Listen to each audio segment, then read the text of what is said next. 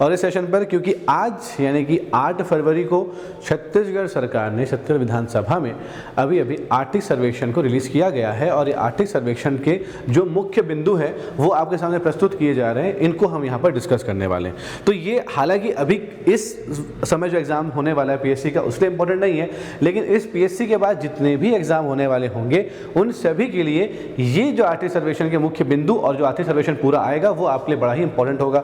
तो फटाफट इस देखिए, अगर आप पहली बार से इस चैनल पर आ रहे हैं तो आपकी जिम्मेदारी है कि पहले चैनल को आप सब्सक्राइब कर लीजिएगा। अगर ऑलरेडी आप इस चैनल पर सब्सक्राइब कर चुके हैं तो आप इस वीडियो को एटलीस्ट शेयर कर दीजिएगा और कमेंट बॉक्स ओपन है, इसको ओपन में जो कमेंट करना है, जो आपको डिमांड है, आप वो सारा चीज़ कर सकते हैं। और उसके अलावा आप इस सेशन को लाइक ज़रूर कीजिएगा, क्योंकि लाइक करने से यूट्यूब बाबा खुश हो जाते हैं और वीडियो को और दूर तक पहुंचाते हैं अगर आपको वीडियो अच्छी लगती है तो चलिए शुरू करते हैं अपना सेशन, जहां पर हम इसका ब्रीफ यानी कि जो इकोनॉमिक सर्वे है, आर्थिक सर्वेक्षण 2023-24 है, इसका जो डिटेल पार्ट है वो हम देखने वाले हैं यहाँ पर। ठीक है, चलिए जो हमको साइट से प्राप्त हुआ है वो चीज़ आपके सामने हाजिर है। ठीक है जी, तो 2023 से 24 के मुख्य बिंदु। विधानसभा बजट में जो भी बजट सेशन चल रहा है, विधानसभा का सत्र चल रहा है अभी, और वहाँ पर जो है उस पटल पर इसको प्रस्तुत किया गया है। ये सब जो एक बातें फॉर्मेलिटी वाली हैं वो आप पढ़ लीजिएगा, ये काम की चीज़ें नहीं है उतनी। जो काम की चीज़ें वो ये हैं, सकल राज्य घरेलू उत्पाद GSDP वर्ष 2023-24 में प्रगति की संभावनाएं। स्थिर भावों पर आधार वर्ष 2011-12। स्थिर वर्ष क्या होता है, यानी कि जो कांस्टेंट प्राइस होती है वो क्या होती है सर, कि अगर आपने देखा कि यार मेरे पास ये वाली पेन रखी हुई है, इस पेन का जो मूल्य है वो आज जो है वो 100 रुपये है, तुलना कब करना है कि इसमें कितना उछाल आया हुआ है, तो मैंने एक आधार वर्ष रखा हुआ है, वो आधार वर्ष है मान लीजिए 2011-12। उस समय इस पेन की कीमत थी 60 रुपये, आज है कितनी, तो बोलोगे आज है 100 रुपये, तो कितना बढ़ गया, तो 40 रुपये का इजाफा हो गया। ठीक है, 40 रुपीज़ का यहाँ पर क्या हो गया, इंक्रीमेंट हो गया, यानी कि 80% का इसमें वृद्धि हो जाती है। तो वो एक स्थिर भाव से होता है, तो उसे हम क्या कह देते हैं, कांस्टेंट प्राइस कह देते हैं, जो कि 2011-12 वर्ष जो है वो लिया जाता है इसके अंदर पे। ठीक है, तो यहाँ पर अगर बात करते हैं तो 2022-23 की तुलना में 6.56% का वृद्धि अनुमानित है, फिक्स नहीं है, अनुमान लगाया जा रहा है। आपको इस समझ में आ जाना चाहिए कि आर्थिक सर्वेक्षण क्या होता है और बजट क्या होता है। बजट हमारे पास आने वाले जो पैसे होते हैं उसके अंदाजे में, अनुमान में हम अपने आने वाले खर्चों को डिसाइड करते हैं, निर्धारित कर देते हैं। तो ये हमारा बजट होता है, कितनी आवक होगी, कितनी जावक होगी। आर्थिक सर्वेक्षण क्या होता है कि पिछले साल जो हमने अनुमान लगाया था, जो बजट प्रस्तुत किया था, उसमें हमने जो अनुमान लगाया था वो कितना सही था, कितना गलत था। वास्तविक जो डेटा होते हैं वो आपको मिलते हैं कहाँ पे, आर्थिक सर्वेक्षण में। अनुमानित जो मिलते हैं वो कहाँ मिलते हैं, आपको बजट में मिल जाते हैं। ठीक है, तो हमने एक्सपेक्ट किया हुआ है कि 2022-23 की तुलना में अभी GSDP एट मार्केट प्राइस में क्या हो जाएगा, 6.56% की वृद्धि होगी। 3 चीज़ों की बात करेंगे यहाँ पर, कृषि एवं समृद्ध क्षेत्र, यानी कि जो कृषि यानी कि जो प्राइमरी सेक्टर होता है, कृषि, पशुपालन, मत्स्य और वन में 3.23% की वृद्धि होगी।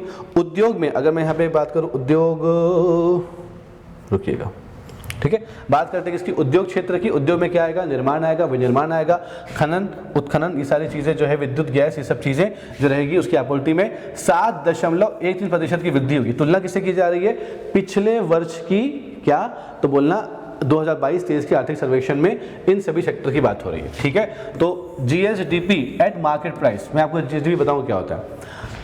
ठीक है, सेवा क्षेत्र की बात करें तो सेवा क्षेत्र में 5.02 की वृद्धि। जो बेसिक जो रॉ मटेरियल टाइप की चीज़ें होती है, कृषि हो गया, सब चीज़ें जो होती हैं, यहाँ पे कृषि क्षेत्र जो प्राइमरी सेक्टर में आता है वहाँ पर 3.23 की वृद्धि हो रही है। जो सेकेंडरी सेक्टर हो जाता है, जैसे कि हमारा जो निर्माण उद्योग क्षेत्र होता है, उसमें 7.13 की वृद्धि हो रही है। और सेवा क्षेत्र में, जैसे कि हम जो पढ़ा रहे हैं सेवा है, बैंकिंग एक सेवा है, ट्रांसपोर्टेशन एक सेवा है, उन सेवा में क्या होता है, 5.02 की वृद्धि होती है, अनुमानित की जा रही है। अब सवाल ये कि सर GSDP होता क्या है, GSDP क्या होता है। अगर आपको GSDP लिखा जाएगा, GSDP यानी कि सकल घरेलू उत्पाद जो रहेगा, यहाँ पर ये लिखा हुआ है ना, हाँ, घरेलू उत्पाद रहेगा। इसको अगर लिखा हुआ है, अगर कुछ नहीं लिखा हुआ है तो वो ऑटोमेटिकली बाय डिफॉल्ट क्या लेगा, कांस्टेंट प्राइस लेगा, स्थिर मूल्य लेगा। अगर उसको मेंशन करना होगा स्थिर या प्रचलित, कांस्टेंट या फिर करंट प्राइस, तो वो वहाँ पर निर्धारित करेगा। ठीक है, बट नॉर्मली वो कांस्टेंट प्राइस ही रहता है। ठीक, GSDP होता क्या है, मान लीजिए एक निर्धारित समय में, ठीक है, एक निर्धारित समय, वो निर्धारित समय क्या हो जाएगा, मैंने मान लिया 1 साल, 1 वर्ष में एक निर्धारित क्षेत्र के अंदर पे, वो निर्धारित क्षेत्र कौन सा हो जाएगा, क्योंकि ये GS लगा हुआ है ना यहाँ पे, कहाँ गया ये S, मतलब क्या हो जाएगा सर, स्टेट हो जाएगा। और अगर बात करते हैं इंडिया की तो वो जीडीपी हो जाता है, स्टेट में जीएसडीपी हो जाता है। तो यहाँ पर स्टेट है तो जीएसडीपी एट मार्केट प्राइस की अगर आप बात करेंगे तो एक पर्टिकुलर राज्य के अंदर में पिछले एक वर्ष में इसके अंदर कितनी गुड्स और सर्विसेज का प्रोडक्शन हुआ है, कितने वस्तु और सेवाओं का उत्पादन हुआ है, इसको हम क्या बोलते हैं, जीडीपी कहते हैं।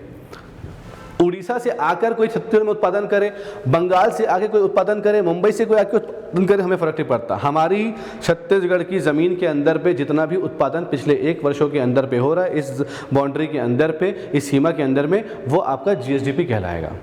ठीक है, जो भी चीज़ें यहाँ पर प्रोड्यूस की जाती हैं वो जीएसडीपी कहलाएगा, चाहे कोई भी करे, हो कहाँ पे रहा है, यहाँ पे हो रहा है तो वो कहलाएगा। ये होता है जीएसडीपी। ये कांस्टेंट प्राइस क्या, एक स्थिर मूल्य, एक वर्ष को हमने आधार मान लिया, उसके आधार पे हम तुलना करते रहते हैं। दूसरा आता है प्रचलित भावों पर, यानी कि जो करंट प्राइस है उसके ऊपर पे, मौजूदा स्थिति की बात करते हैं। मतलब पिछले इसकी पेन की प्राइस आज कितनी है, तुलना कब से करेंगे, कल से कर लेंगे, पिछले दिन की क्या प्राइस थी। ठीक है, दोस्तों क्या बोलते हैं, जीएसडीपी। ये क्या होता है, बाजार मूल्य हो जाता है, मार्केट प्राइस किसका, प्रचलित भाव का, करंट प्राइस का। ठीक है, करंट प्राइस का। तो ये 2022-23 के रुपए 4,64,399 करोड़ से बढ़कर 5,05,887 करोड़ रुपए होना संभावित है। यानी कि क्या दर्शाता है, 8.93% की वृद्धि को दर्शाता है। यहाँ पर 6.56% की वृद्धि है। तो जो गोला कर रहा हूँ वो इंपॉर्टेंट है आप सभी के लिए। अब अलग अलग क्षेत्र की बात करेंगे, भाई कृषि की भी बात होगी, उद्योग की बात होगी, सेवा की बात होगी। कृषि की बात करते हैं तो यहाँ पर ये 89,530 करोड़ से बढ़कर 2023-24 में कितना हो गया, 97,628 करोड़ रुपए। और उद्योग क्षेत्र की बात करते हैं तो 1,96,017 करोड़ से बढ़कर 2023-24 में 2,12,903 करोड़ रुपए। और सेवा क्षेत्र के अंदर पर 1,53,066 करोड़ से बढ़कर 2023-24 में 1,65,891 करोड़। ये रुपए में नहीं पूछेगा, अमूमन ये प्रतिशत पूछता है, लेकिन फिर भी अंदाजा वाली वैल्यू जान के रखिएगा कि याद रखना कि यहाँ पर यानी कि आपके जो सेवा क्षेत्र है वहाँ पर ज़्यादा है, और जो आपका उद्योग क्षेत्र है वहाँ पर ज़्यादा है, और सबसे कम कहाँ पर है, वो है आपका कृषि क्षेत्र में। जो बीच में आएगा वो कौन सा आएगा, सेवा क्षेत्र हो जाएगा। ठीक है, तो क्रमशः कृषि में 9.05 की वृद्धि, यहाँ पे कितनी थी, 3.23 की वृद्धि। उद्योग में 8.17 की वृद्धि, यहाँ पर थी 7.13 की वृद्धि। यहाँ पर है 8.38 की वृद्धि, यहाँ पर थी 5.02 की प्रतिशत की वृद्धि थी। ठीक है, इसी वीडियो के डिस्क्रिप्शन बॉक्स में आपको एक लिंक दिया जाएगा, उसी लिंक में इसकी पूरी पीडीएफ को बता दिया जाएगा, आपको भेज दिया जाएगा। ठीक है, तो आप वहां से पीडीएफ डाउनलोड करके देख भी सकते हैं। चलिए आगे बढ़ते हैं इसके अंदर पे। तो वर्ष 2022-23 में सकल घरेलू जीएसडीपी के त्वरित अनुमान स्थिर भावों आधार 2011-12 के हिसाब से क्या हुआ था। ये 2022-23 का है, जो कि पिछले साल का डेटा है, ऑलरेडी आपके पास आपकी नोटबुक में होगा और आपने उसको पढ़ा भी होगा। ठीक है, तो 21-22 की तुलना में 2022-23 में कितने प्रतिशत की वृद्धि हुई थी वो वहां पर लिखा हुआ है। ठीक है, कृषि की बात करें तो यहाँ पर कितना दिखेगा आपको, 4.87%। ठीक है, और यहाँ पे 7.6% और 8.28%। ठीक है, ये किसी बात हो रही है, ये 2022-23 की तुलना कब से की जा रही है, 2021-22 की तुलना की जा रही है। अब ये क्या है सर, समझिएगा। यहां पे हमने क्या लिखा, इतना अनुमानित है, अप्रोक्सीमेट। ठीक है, अनुमान लगाया जा रहा है, इतना होगा, अंदाजा है। और ये जो है, ये जो पिछले सर्वे में अनुमान लगाया गया था, उस अनुमान के बाद ये उसका एक्चुअल डेटा है, ये फिक्स इतना ही हुआ है। ठीक है, इतना ही हुआ है। अगला, प्रति व्यक्ति आय। प्रति व्यक्ति आय क्या हो जाती है, ये आपकी होती है पर कैपिटा इनकम, यानी कि एक वर्ष में एक व्यक्ति एक साल के अंदर में इस पर्टिकुलर राज्य के अंदर पे उसकी आय कितनी है, ये हम औसत आय निकालते हैं। मतलब इस राज्य की कुल आय बटे इस राज्य की कुल जनसंख्या, सिंपल फंडा है। तो क्या निकल कर आ जाएगा, प्रति व्यक्ति आय। तो प्रति व्यक्ति आय वर्ष 2022-23 के त्वरित अनुमान के अनुसार 1,37,329, ठीक है, 1,37,329 रुपए से बढ़कर 2023-24 में, याद रखना अनुमान कितना है इसका, आप ये पर्दे से आपको पिछला डेटा भी रिकॉल होगा, और ये डेटा जो 2022-23 का ये आपके भी एग्जाम में आएगा। तो 1,37,329 रुपए ये प्रति व्यक्ति आय थी 2022-23 में अनुमानित है, और 2023-24 में 1,47,361, लगभग 10,000 रुपए का इजाफा हुआ है। ठीक है, जो कि तुलना में 7.31% की वृद्धि को दर्शाता है। 7.31% की यहाँ पर क्या हुई है, वृद्धि हुई है। किससे वृद्धि हुई है, तो बोलना पर कैपिटा इनकम में, व्यक्तियों की आय में।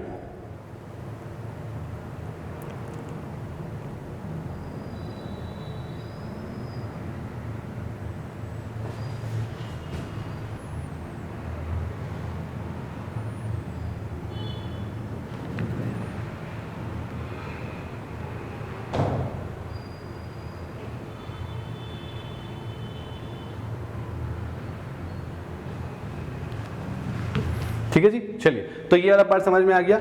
अब यहाँ पर बात करते हैं, चलो आगे, जो परसेंटेज दिखाया गया था वहाँ पर वो चीज़ यहाँ पे आपको फाइनल दिखाई जाएगी, ठीक है। तो जो कृषि क्षेत्र था वहाँ पर 3.23% अनुमानित है, अप्रॉक्सीमेट है।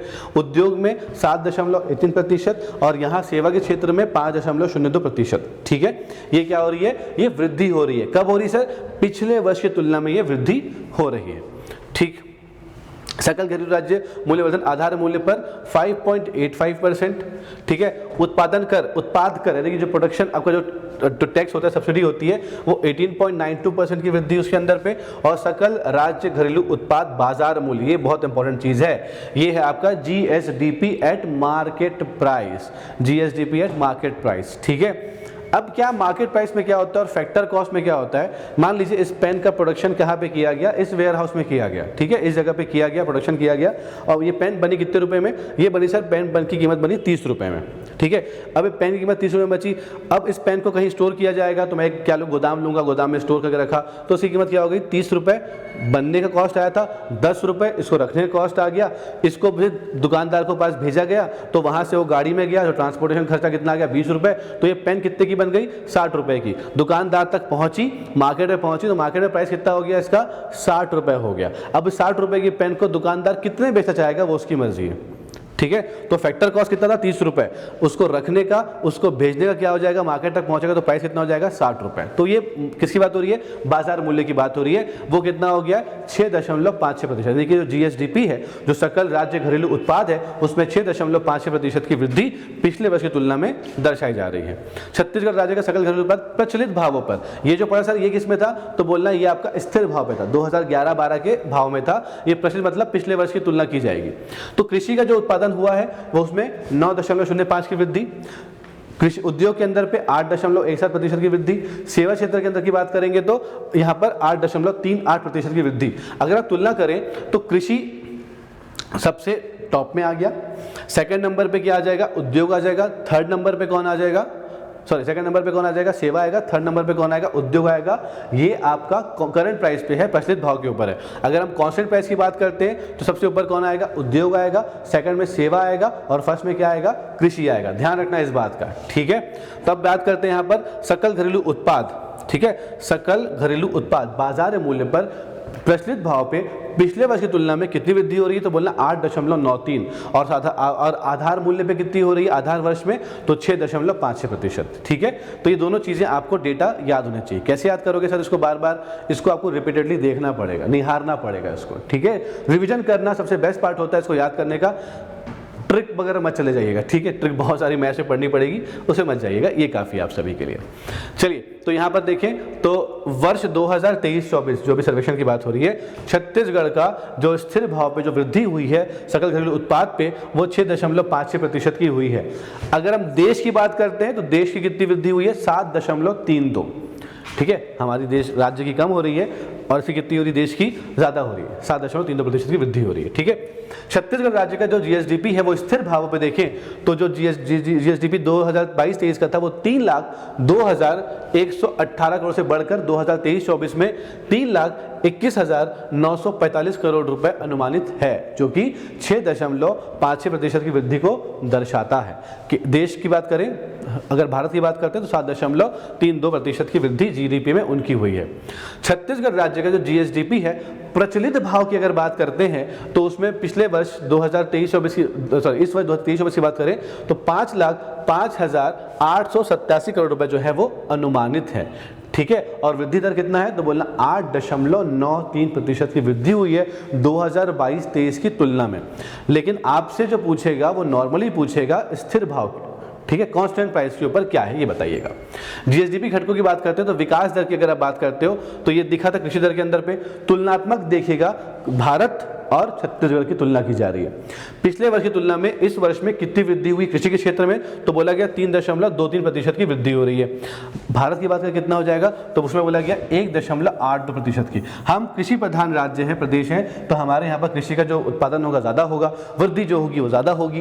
बात करते हैं उद्योग क्षेत्र की, तो हमारे यहाँ पे 7.13% की वृद्धि वृद्धि हुई थी पिछले वर्ष की तुलना में स्थिर भाव में।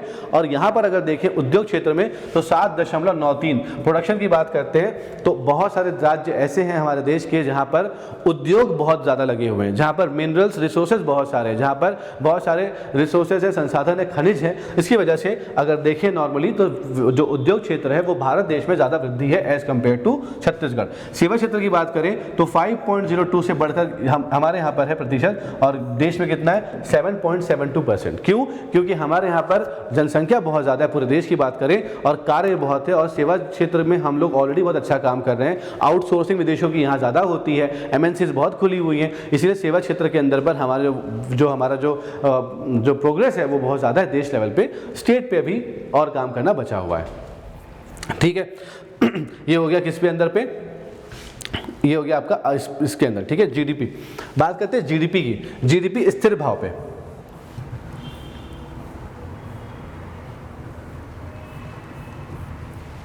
कहाँ क्या भाई, हाँ 2011-12 में क्षेत्रफल योगदान 2011-12, क्यों 11-12 में जा रहे हो सर?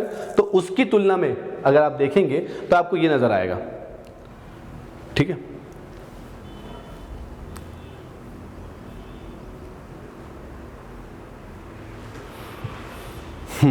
ठीक है, भारत का और छत्तीसगढ़ दोनों का यहाँ पे क्या दिखाई दे रहा है, वर्ष 2023-24 की बात करें तो आपको ये कृषि क्षेत्र में, उद्योग क्षेत्र में, सेवा क्षेत्र में अलग अलग प्रतिशत आपको क्या दिखाई दे रहा है, वृद्धि दर दिखाई दे रहा है। कहाँ पे? स्टेट और यहाँ पे। प्रति व्यक्ति आय की बात करते हैं, निवल राज्य घरेलू उत्पाद प्रचलित भाव की बात करते हैं। प्रचलित भाव मतलब एट करंट प्राइस। ठीक है, एट करंट प्राइस पे। तो यहाँ पर प्रति व्यक्ति जो आय है रुपए में कितनी है, तो बोलना अभी 2023-24 में 1,47,361 रुपए, 147,361। ठीक है, 147,361। पिछले साल कितनी थी, तो बोलना 137,390 समथिंग। ठीक है, भारत कितनी है? भारत मतलब हम जो लोग रहते हैं, कैसे निकाला जाएगा? देश की आय बटे देश की जनसंख्या, तो वो 1,85,854 रुपए, यानी कि छत्तीसगढ़ की प्रति व्यक्ति आय जो है वो भारत की प्रति व्यक्ति आय से क्या होगा, कम होगा। प्रतिशत की बात करते हैं तो पिछले वर्ष की तुलना में 7, क्योंकि प्रचलित भाव है ना, करंट प्राइस है, तो पिछले वर्ष की तुलना में ये 7.31% क्या हुई है, इसमें वृद्धि हुई है। इसमें भारत की प्रति व्यक्ति आय में 7.9% की क्या हुई है, वृद्धि हुई है। तो बेसिकली आपने क्या देखा, आपने जीएसडीपी देखा, यानी कि जो सकल राज्य घरेलू उत्पाद है वो देखा, पिछले वर्ष की तुलना में कितनी वृद्धि हुई वो देखा, प्रति व्यक्ति आय देखा, स्थिर भाव में, प्रचलित भाव में देखा आप लोगों ने।